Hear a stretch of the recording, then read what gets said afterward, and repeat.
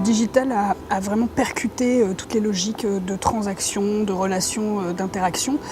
Et l'écosystème est devenu beaucoup plus complexe. En moyenne, c'est ce qu'on voit dans notre étude Connected Life, en moyenne, un consommateur aujourd'hui français a 6 points de contact avec une marque avant l'achat.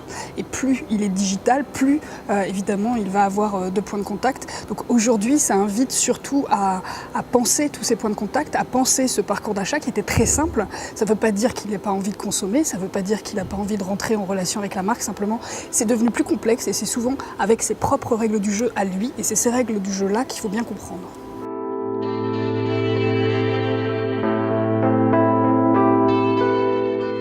Et ce qui est intéressant, c'est quand on observe par exemple une consommatrice qui n'est pas très digitale ou une consommatrice qui en revanche l'est davantage, dans les deux cas, dans son parcours d'achat, il y a du online et il y a du store. Et il y a même de plus en plus du online in-store avec 22% en moyenne des consommateurs français qui vont consulter sur leur mobile des informations quand ils sont en magasin. Donc on voit bien que là, il n'y a pas de compétition, simplement là aussi, ça oblige à repenser, notamment pour le store, autour de l'expérience, autour du service sans doute, autour de la relation, même humaine, la présence dans ce parcours d'achat.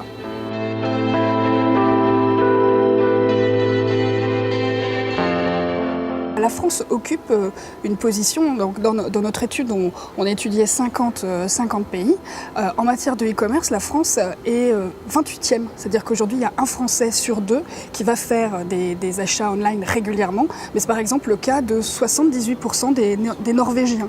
Donc on voit bien qu'il y a encore une marge de progression énorme. Alors évidemment, elle est énorme dans les pays développés parce qu'il y a des questions d'accès. Elle est importante aussi dans d'autres pays où la question de la sécurisation de la transaction n'est pas réglée. En France, c'est réglé depuis quelques années. En revanche, on voit bien qu'il y a une marge de progression et notamment des barrières qui subsistent. On aime bien avoir son produit immédiatement.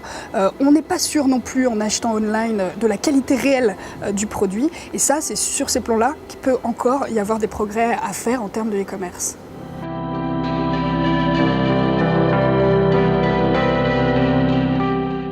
Alors, ce qui est intéressant avec Macy's, cette chaîne de magasins américaine, c'est que justement, elle a très bien saisi la première évolution qui était passée du commerce traditionnel à la grande distribution et qu'elle doit maintenant opérer sa transformation.